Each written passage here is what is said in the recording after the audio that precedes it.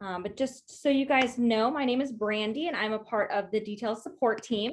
I also have Miranda and Cullen, who are part of the support team as well, here with me today. Hey, And everybody. they'll be manning the chat, like I said. So if you have any questions, feel free to put them in there. Our main topic for today is going to be to go over the event list and all of its functions and features. So if you have any questions about anything as we're going through, you can put them in the chat, or then at the end, we'll also go to kind of an open question and answer session, and you guys can go over anything that you might have there as well.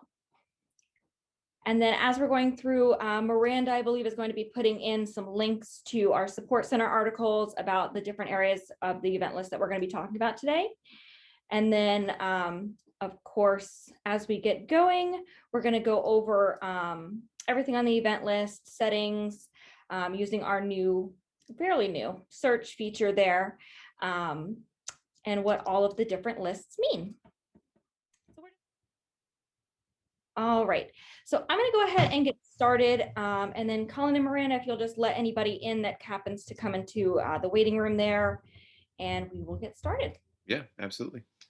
So I'm going to go ahead and share my screen here.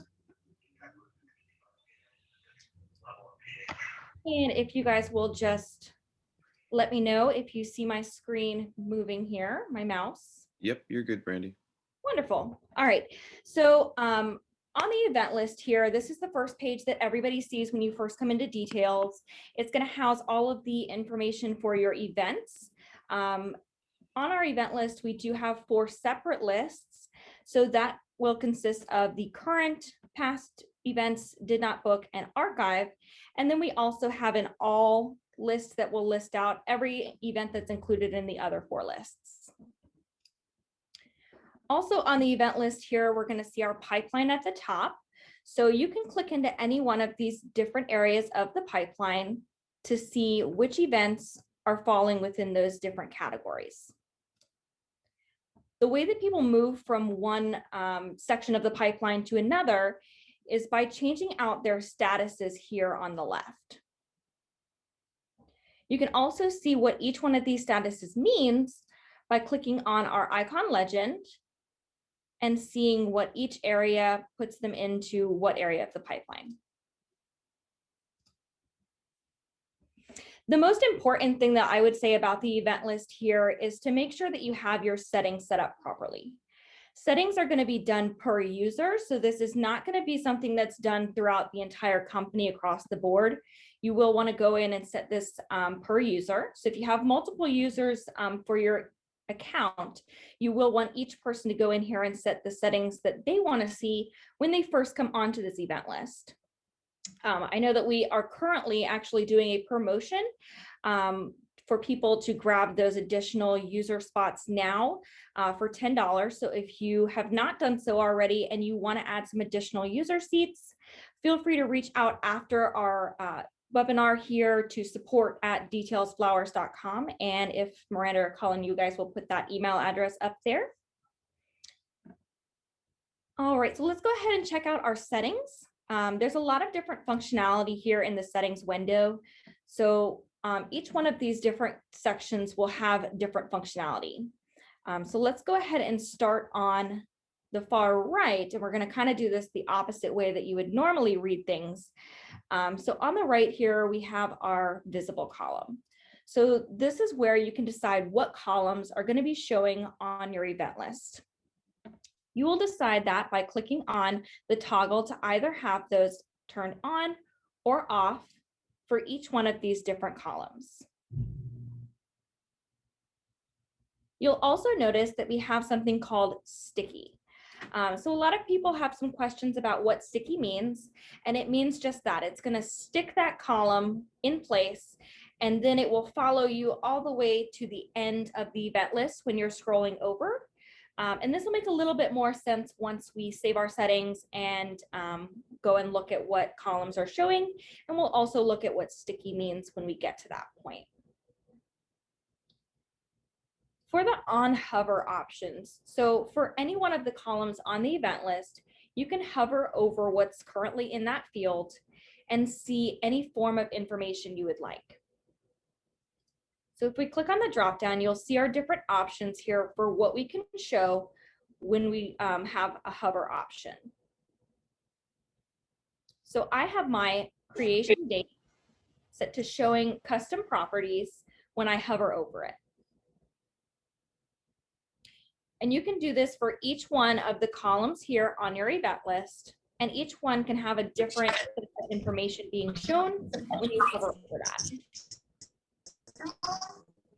Everybody that's coming in, if you wouldn't mind just muting yourself as we go through. We have Cullen and Miranda manning the chat there. So if you have any questions as we're going through, just feel free to throw those up there as well, and they'd be happy to answer those for you. All right, the next column is going to be when clicked. So this is going to make for easy navigation on your event list. What this is going to do is you can select where these columns are going to take you in the event itself when you click onto that field. So I have mine set to a couple of different things here. So when I click, let's say my client phone number, I know that I want my client information to show up, that client record, because all of that information is going to be pertaining to my client. Whereas if I'm clicking on, let's say, the event date, I might want to open up my details page. So this is going to allow for easy navigation throughout the event so that you can quickly go to the proposal or possibly the worksheet details page, any of those pages that you'd want to quickly navigate to without having to go to the details page, then select the tab that you want to go to. It's just going to bring you right to it. At the bottom here, the last two settings that we have what's called a right-click menu, which we're going to go over in just a moment. And you can set that to either be yes or no. And then on the default view, you can have this set to show the pipeline when you first go onto the event list, or you can set it to automatically show your search and filters. And we're just going to go ahead and save those settings there. So let's go over a couple of the different things that we just looked at in the settings menu. So for the creation date, I didn't have anything set there. On the event date, you'll see that these are now showing up as a green option. Oops, there we go. So that means that they're going to be something that's clickable. I also have a hover option there. So when I hover over it, it's showing me my published proposals for that particular event.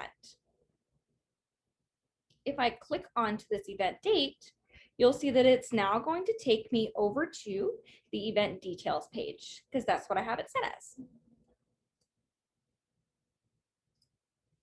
Going back to the event list here, let's talk about sticky. So we talked about that sticky column is now going to follow you all the way over to the end of the event list.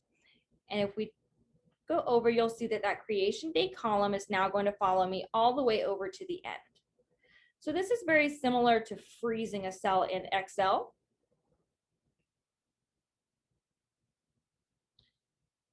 So now let's talk about our different event lists, excuse me. So on the current list, this is going to be all of your currently active events, things that you're working on right now, things that have not been completed. Those are all going to show up on your current list. On the past events, this is going to be any events that have passed, the event date has passed. So on your past events, things to note are that if you're ever missing an event, which seems to be a common question, is the event date has passed and people go onto that current list and maybe it's a day past and they're like, my event's gone, it's no longer there. It's still there, it's just in your past events list. So you can always go to these past events and it's going to show every event that's ever happened here as long as it has a past event date. And just adding to something Brandy just said there, it's worth noting that events are never deleted in details. You can't delete one even if you want to. So if you made something and you think it's lost, it's not. We definitely can find it. And she's going to show you more about how to do that. But yeah. Cool. Yeah, so we get a lot of questions about things moving from one list to another. And it oftentimes ends up either being that one of the users moved something and another user was not aware of it, or something like this where the date has now passed and it's moved on to the past events list. So if you're ever worried about an event being gone, like Colin said, nothing is ever deleted in details. So the event is there. It's just a matter of which list it's on. All right. So the next one is going to be our did not book. So these are going to be for those clients that came in. Maybe you had a consultation with them. Maybe they just filled out your inquiry form and you added them in here. In that case, you can move those over to the did not book list. And once they're on that did not book list, they're in limbo. And of course, we hope that these people will then come back and at a later date book you in the future. So from there, we can of course go to our did not book list. Let's just say that I have a client. Let me go ahead and just sort this so that the most recent's at the top.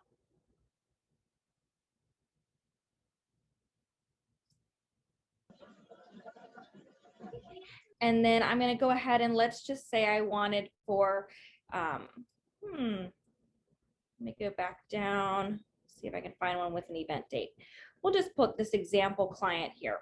So if I want to move them back from my did not book list over to my current list, I would just click on the checkbox here to the far right, and I'm going to go ahead and click on mark as active. You'll notice that for each list, you have a different set of options here at the bottom. For the did not book list, we have change status, mark as active, or archive. So in this case, we're going to go ahead and mark this client as active, and that's going to move them from our did not book over to my current list. Something else to note though is that we talked about that past events list. If you're restoring an event from the did not book or even from the archive list, which we'll go over in just a minute, they will need to have a current event date or no date set at all. Otherwise, the system is going to recognize it as that event being past, and it will then restore it to your past events.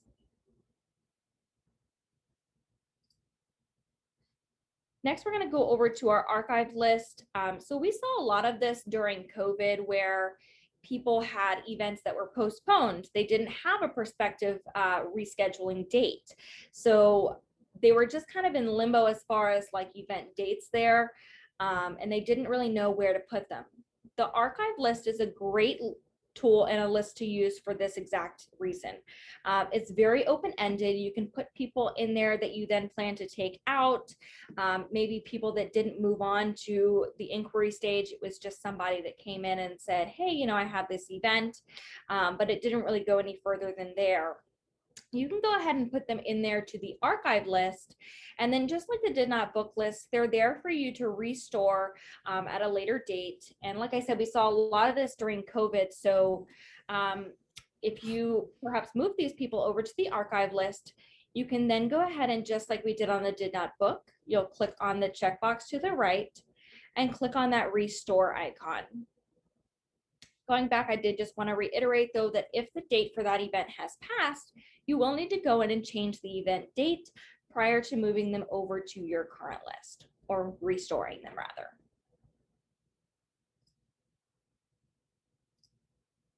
And of course, the last list here is our all list. That's just going to contain every event, past, present, did not book, archive. All of those events are going to be living in that one list there. Going back to not knowing where an event has gone. So maybe you moved it to the archive list during COVID because they didn't have a prospective date. They've come back, they want to go ahead and book you, but you're not sure where you put them. You've forgotten, maybe somebody else did it and you're not sure where they're at. The best way to find an event is to go ahead and use this search tool. So the search tool is very robust. There's an awful lot of options here. You can search by pretty much every parameter you can think of. And the way that we're going to do that is to click on our add search filter area here and select from our list of filters. From there, you can go ahead and select any one of these options, click on the add button, and that will add it over onto your search filters over here. If you're wanting to look for somebody by name, so let's just say I want to look for myself. I can go ahead in here. I'm going to select my view in which I want to search by. In this case, let's go ahead and do an archive search. And then I'm just going to go ahead and search for that. From there, it's going to pull up any one of my clients named Brandy, and it's going to add them here into that list. From there, of course, if you find somebody that, oh, this person actually needs to go onto my current list, you can go ahead and click on the checkbox to the far right and restore them again. So that's another common question that we get, is people not being able to find things. If you're like some of our clients, you've got tons of events there in your current list, and it is oftentimes hard to find them if you're just scrolling through, which is why we recommend to use that search feature, because there's so many options for you to search by there. All right, so I also have often gotten people that say that, you know, oh, there's multiple events for this one client. Or the other thing is that people will say, oh, you know, I did all this work on this client. It was like a $20,000 event. And now I go in there and it's zeroed out and there's nothing in there. Well, oftentimes this is because people have created multiple events for one client.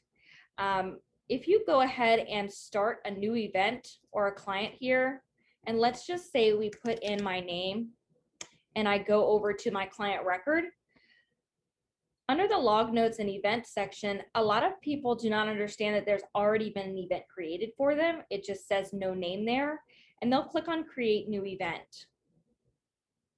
What that's going to do is it's now going to create a duplicate event for this client. So when I go onto my event list, I'm now confused because I have two for the same client. One is going to have, let's say, $20,000 worth of product in it, and the other is going to have absolutely nothing. All right, so now I have two events for that same person here made on April 28th. Like I said, one of them could have $20,000, the other has none. So a common question is people get into an event, they freak out because there's nothing in there, understandably, because if you've spent, let's say, you know, 10 hours on this one proposal between, let's say, I don't know, the course of 6 months, it can certainly be shocking to learn that there was nothing in there. But oftentimes it's just because you've created multiple events for that one client. So also on our search menu, you can also narrow things down by, let's say, team member. So if you're looking for all of the events created by a certain team member, you can do that as well. You can do that by event team member here. You'll add that, and then you'll just search by the different team members here. So then we can bring up any events made by that one client. A great thing about the search is that it also ties into reporting. We are going to do a separate tips and tricks webinar on reporting, so keep an eye out for that. But in the meantime, all of these different searches can also be exported into a report. So if I then want to pull a report for, let's say, all of the events that Miranda has created, I can filter this down by searching and then just export this out. That's going to create a nice CSV for me that I can then use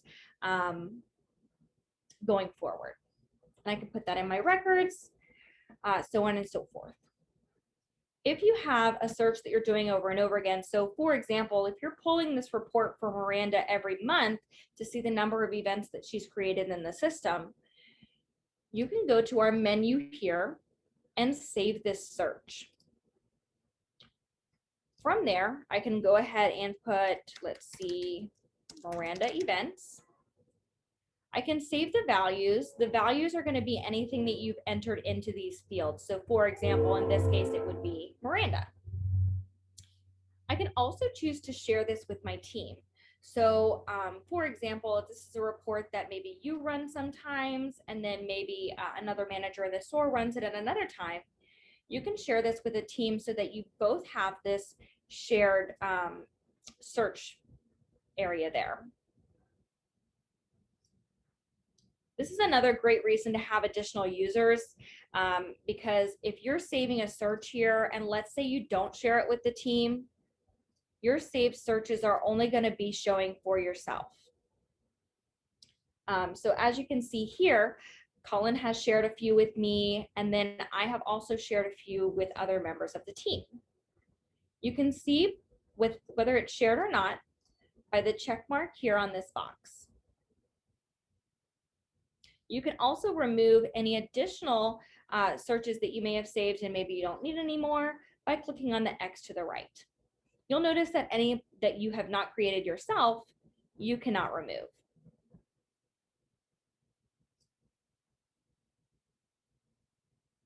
All right. Let me go back and clear my search here.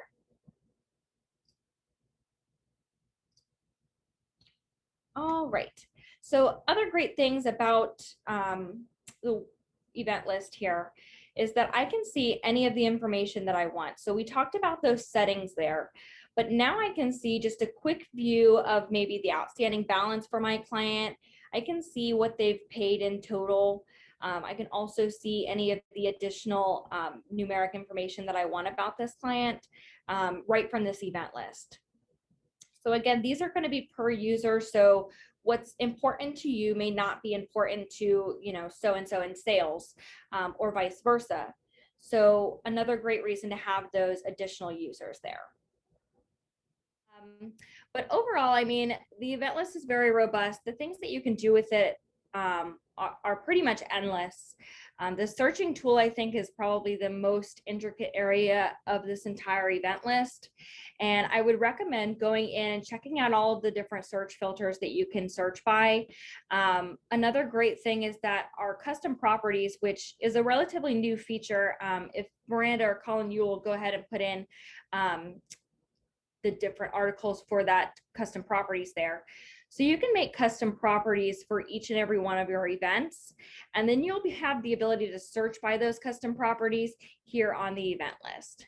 So for example, if I wanted to search by budgets and I want to search by events that have a budget between, let's say, 0 and 10,000, I can do that.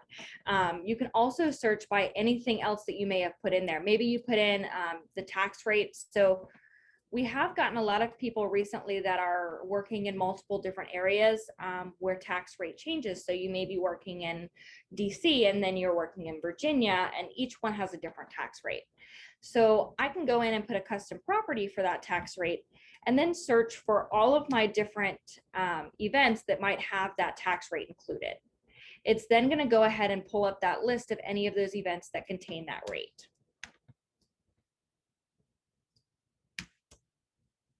And this is going to work for pretty much any custom property that you put in there. The only exception, of course, is going to be our URLs. So if you put in a custom property for a URL, you can put this as a hover option here on the event list. So if I wanted to go ahead and show my custom properties on my client name, I can go ahead and do so. And then when I hover over it, if it has a custom property, you'll see that now there's a clickable link for me to easily just click in and go right to that page.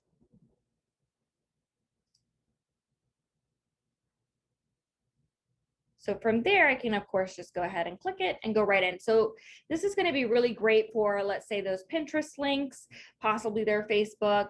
It could also be great for any additional documents that you might want to include with all of the information here.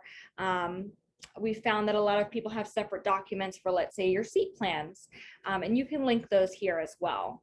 And then you can easily just click right on there and go directly to whatever document it is that you have linked, or website if that be the case.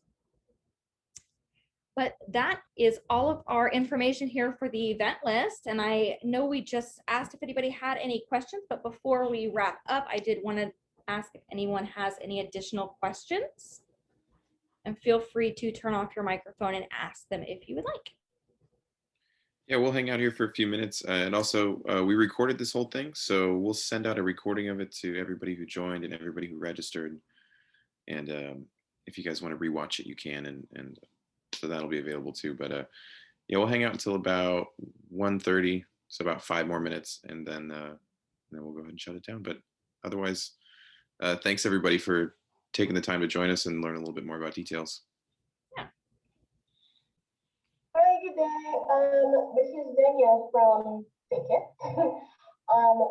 We were just wondering about the Danielle, we can barely hear you. Oh, let me try to come closer. That's better.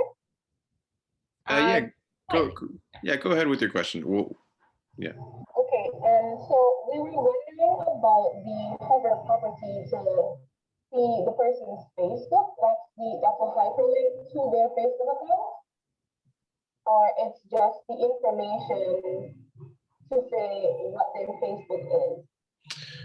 With those custom properties, if you're using one that you want to turn into a URL, like Brandy showed there a second ago, you could link to anything you wanted to. So she just gave the example of Facebook, but Okay. yeah, but what you could do is you could call the custom property something like Facebook, and then the URL that you enter in there is the link to their account.